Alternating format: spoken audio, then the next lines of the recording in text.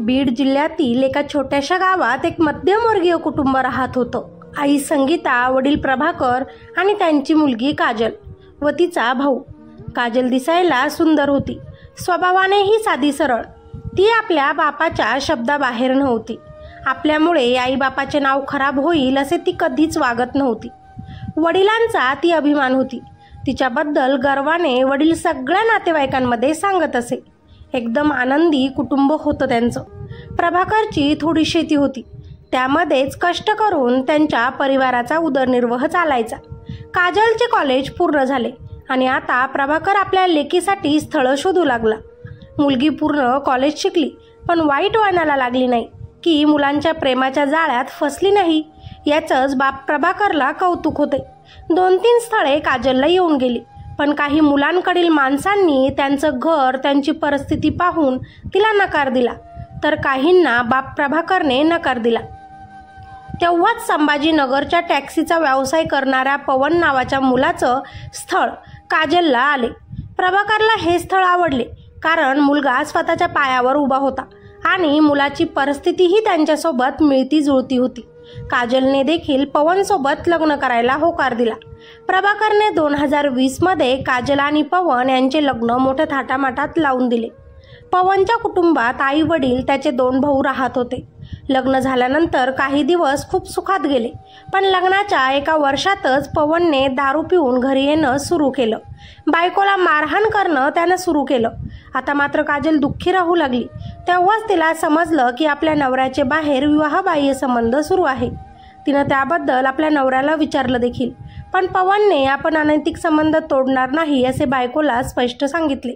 तेव्हा काजलने आपले वडील प्रभाकरला फोन करून आपल्यासोबत घडलेला प्रसंग सांगितला.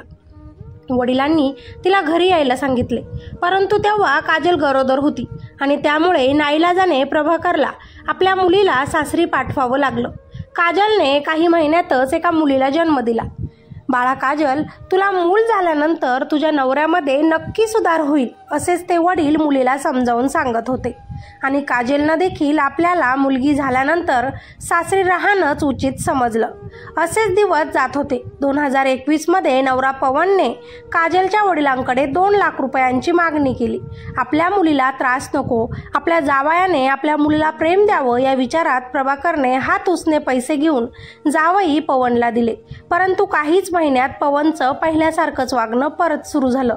तो परत दारू पिऊन घरी येत असे. बाहेरील अनैतिक संबंध त्याचे थांबले नव्हते. बायको काजलवर तो अजिबात प्रेम करत नव्हता. त्याला बाहेरील नाद लागला होता. म्हणून त्याच्या या त्रासाला कंटाळून काजल आपल्या मुलीला घेऊन परत माहेरी निघून आली. एका बापाला मुलीचा संसार तुटतोय हे पाहून किती दुःख होत असेल हे त्यालाच माहीत. प्रभाकर मनातील मनात रडत होता. आपण आपल्या मुलीबद्दल चुकीचा निर्णय घेतला. आपण पवनला ओळखण्यात चूक केली. आपणच आपल्या मुलीचं आयुष्य उद्ध्वस्त केलं. तिला दारुडा व बाहेरील वळणं असणारा नवरा शोधून दिला. माझ्या सोन्यासारख्या मुलीचं नुकसान झालं असे विचार काजलचा बाप करू लागला.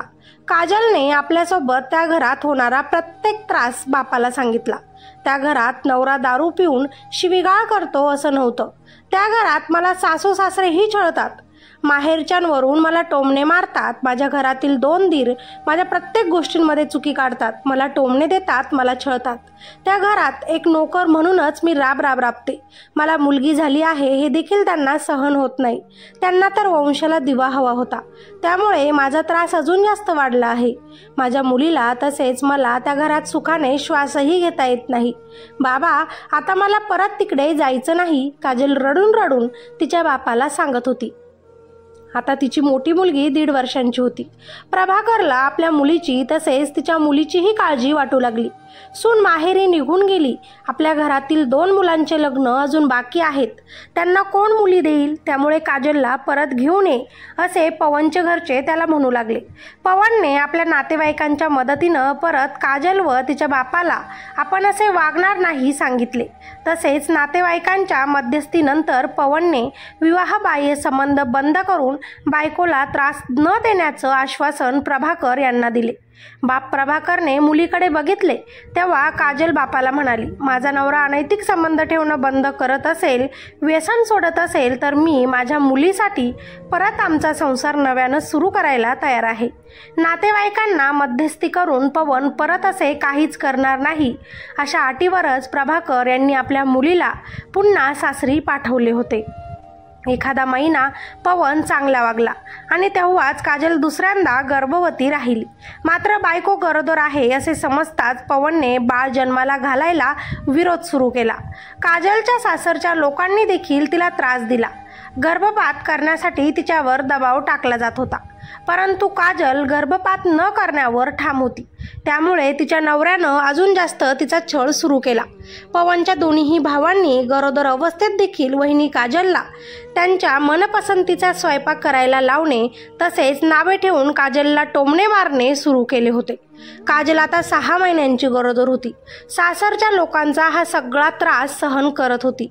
सासरी आपल्याला होणारा मानसिक शारीरिक त्रास ती आता माहेरी सांगणं टाळत होती, जेणेकरून आपल्या बापाला त्रास होऊ नये. नवरा पवन त्याचे विवाहबाह्य संबंध अजूनही सुरूच होते. रात्र तो बाहेर राहत असे. कधी मध्यरात्री दारू पिऊन घरी येत असे. आपल्या गरोदर बायकोला मारहाण करत असे. तिला माहेरच्या लोकांवरून शिव्या देत असे. मला दुसरं बाळ नको आहे म्हणत असे. काजल पूर्णपणे एकटी पडली होती. एकीकडे तिची 1.5 वर्षांची छोटी मुलगी होती तर दुसरीकडे तिच्या पोटात अजून एक जीव वाढत होता. अशात करावं तर काय करावं हे तिला सुचेना. एक बायको सगळं काही सहन करू शकते, परंतु आपला नवरा आपल्याला सोडून दुसऱ्या स्त्रीकडे जातो याच्या इतकं वाईट काहीच नाही. आणि यानेच कुठेतरी काजल खचली होती. यात सासरची मंडळी देखील तिचा छळ करत होते.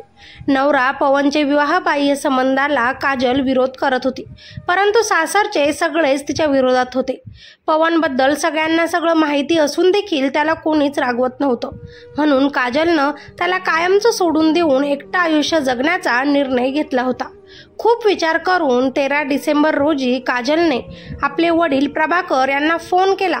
मी आता या निर्दयी व्यक्तीसोबत राहणार नाही. हा रोज मला मारझोड करतो. माझ्या 1.5 वर्षाच्या मुलीसमोर दारू पिऊन येतो. मला याच्यासोबत संसार करायचा नाही. हे सासरचे लोकही मला छळतात. माहेरून पैसे घेऊन यायला सांगतात. माहेरच्या लोकांवरून मला टोमणे देतात.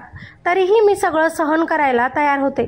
परंतु जर नवऱ्याच्या मनात आपल्याबद्दल प्रेमच नसेल, त्याचे बाहेर परस्त्रीसोबत अनैतिक संबंध सुरूच असतील तर माझा संसार त्याच्यासोबत कसा सुखी होणार? बाबा, मला या सगळ्या गोष्टींचा कंटाळा आलाय. तुम्ही मला लवकर इकडे घ्यायला या. आता मी अशा अवस्थेत इथे राहू शकणार नाही. प्रभाकरने मुलीला समजावले, मी लगेच उद्या तुला घ्यायला निघतो. तुला तिथे राहायची गरज नाही. तुझा बाप अजून भक्कम आहे. माझ्या मनगटात अजूनही इतकी ताकद आहे की मी तुला व तुझ्या मुलांना सांभाळेन. बेटा, काळजी करू नकोस, उद्या मी येतो. दोघेही बाप लेक फोनवरच रडले. आपल्या मुलीला त्या नरकातून बाहेर काढावं लागेल असा विचार करतच रात्रीचा तो बाप झोपला. कारण दुसऱ्या दिवशी गुरुवारी प्रभाकर लेकीला व तिच्या मुलीला घेऊन येण्यासाठी तिच्या सासरी जाणार होता. मात्र इकडे काजलला झोप येत नव्हती. 1.5 वर्षांची मुलगी तिला बिलगून झोपली होती तर 6 महिन्यांचे बाळ पोटात. तरीही नवऱ्याला आपली कदर नाही. बायको, मुलं त्याच्यासाठी महत्त्वाची नाही. सासरचेही छळ करणं सोडणार नाही. वडिलांच्या घरी गेले तरीही आपलं अस्तित्व काय राहणार? नवऱ्यानं टाकून दिलेली स्त्री असंच लोक म्हणणार. नवऱ्याचे बाहेर संबंध आहेत. नवऱ्यापासून दूर झाल्यावर माझ्याच चरित्रावर बोटं उचलले जाणार. माझ्या लेकरांचं कसे होणार? एकटी आई मी माझ्या मुलांचा सांभाळ कसं करणार? माझे आईवडील मला किती दिवस सोबत राहणार? त्यांच्या म्हातारपणातही माझा त्रास मी त्यांना का देऊ? मला आता हे सगळं सहन होत नाही. असे अनेक विचार काजलच्या डोक्यात फिरत होते. कुठेतरी ती नैराश्यात गेली होती. तिला हे सगळं नकोसं झालं होतं. नवऱ्याच्या व्यसनाला आणि अनैतिक संबंधाला कंटाळून संभाजीनगर येथे राहणाऱ्या काजलनं गळफास घेऊन आपले जीवन अखेर संपवले. ती 6 महिन्यांची गर्भवती होती. रात्रीतून तिनं हे टोकाचं पाऊल उचललं. रात्री 2 वाजता दारू पिलेल्या अवस्थेत पवन घरी आला. त्याला त्याच्या डोळ्यांसमोर दिसला तो बायकोचा मृतदेह. बुधवारी रात्री 2 वाजता ही घटना उघडकीस आली. तिकडे विचार करत झोपलेल्या बापाला मुलगी त्यांच्यासोबत बोलण्यापासून काहीच तासात त्याच मुलीच्या मृत्यूचा फोन गेला. त्या बापाच्या पायाखालची जमीन सरकली. मुलीनं इतकं टोकाचे पाऊल का उचललं तो रडू लागला. आपल्या मुलीसोबत जे काही झालं ते चुकीचं होतं. आपल्या मुलीनं फक्त आपल्या जावयामुळे व तिच्या सासरच्या लोकांमुळेच गळफास घेतला. त्या लोकांना शिक्षा झालीच पाहिजे असा विचार करत काजलच्या वडिलांनी त्याच संध्याकाळी जवाहरनगर पोलीस ठाण्यात नवरा पवन व त्याच्या 2 भावांबद्दल तक्रार दिली. काहीच तासांमध्ये पोलिसांनी पवनला अटक केली व त्याच्या दोन्हीही भावांनाही ताब्यात घेतलं गेलं. त्यांची शिक्षा तर त्यांना मिळाली, पण त्या बापानं कायमची आपली मुलगी गमावली. आपल्या मुलीचा अंश त्या 1.5 वर्षाच्या मुलीला तो बाप आपली काजल म्हणून आपल्या घरी घेऊन आला. आजही तो तिची काळजी घेत आहे, तिचं संगोपन करत आहे. आपल्या काजलसोबत जे घडलं ते तिच्या मुलीसोबत घडू नये अशी प्रार्थना तो देवाकडे रोज करतो. मित्र आणि मैत्रिणींनो, ही घटना अतिशय दुःखद आहे, परंतु नशीब कधीच कुणाचं कुणाला बदलता येत नाही. त्या बापालाही माहिती नव्हतं की तो मुलगा कसा आहे, कारण कोणत्याच बापाला वाटत नाही की आपल्या मुलींचं नुकसान व्हावं, तिचं आयुष्य बर्बाद व्हावं. त्याने तर सगळं काही चांगलं पाहून तिचं लग्न त्याच्यासोबत लावून दिलं, परंतु तोच मुलगा वाईट निघाला, ज्याने त्या बापाच्या मुलीचं आयुष्य उद्ध्वस्त केलं. खरंच लग्न जमवताना नीट चौकशी करा. सासरच्यांकडून छळ होत असेल तर त्यांना फक्त एकदाच सुधारण्याचा चान्स द्या. सारखं सारखं तुमच्यासोबत अशा घटना घडत असतील तर पोलीस स्टेशन गाठा. आपल्या माहेरी परत या. नसेल माहेरी परत यायचं तर स्वतःच्या पायांवर उभं राहा, परंतु अशी आत्महत्या करून कायमचं हे जग सोडून जाऊ नका. आपल्या मुलांच्या भवितव्याचा विचार करा. आपल्या म्हाताऱ्या आईवडिलांचा विचार करा. आपल्या पोटातील बाळाचा विचार करा, ज्यानं अजूनही हे जग पाहिलेलं नाही. आत्महत्या करण्याचा जे विचार करतात त्यांना कळकळून एकच विनंती, आत्महत्या करण्या अगोदर आपल्या आईवडिलांचा चेहरा समोर आणा, म्हणजे तुम्ही आत्महत्याच करणार नाही. या जगात स्त्रियांनी स्वतःला कमी समजू नका. आपण सगळं काही करू शकतो, त्यामुळे लढायला शिका. पुरुषांच्या खांद्याला खांदा लावून चालायला शिका.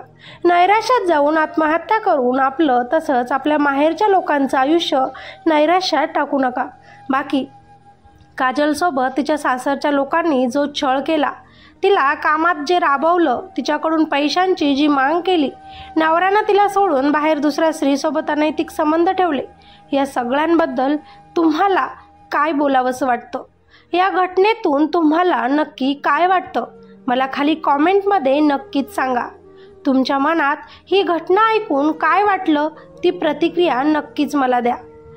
चॅनलवर नवीन असाल तर लगेच या व्हिडिओला लाईक करा, तसेच चॅनलला सबस्क्राईब करायचंही अजिबात विसरू नका.